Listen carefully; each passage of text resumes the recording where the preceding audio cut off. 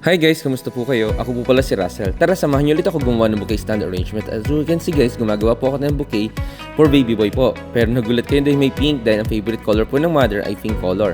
Syempre, kinontrahan natin ito ng purple at hindi mawawala ang blue at yellow.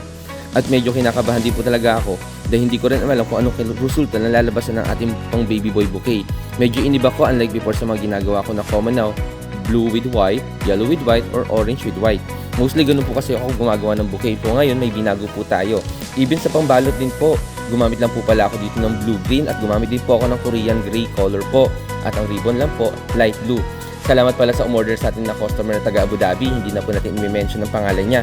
Pero sa mga followers ko po dito at mga friends ko gusto magpa-shoutout, mag-PM lang po kayo or mag-comment lang po kayo sa aking video ng pangalan niya at location at ako na po bahala mag-shoutout sa inyo. At ito nga po, kung mapapansin nyo, nilagyan ko na rin po yan ng butterfly para dagdag dekorasyon sa ating bouquet.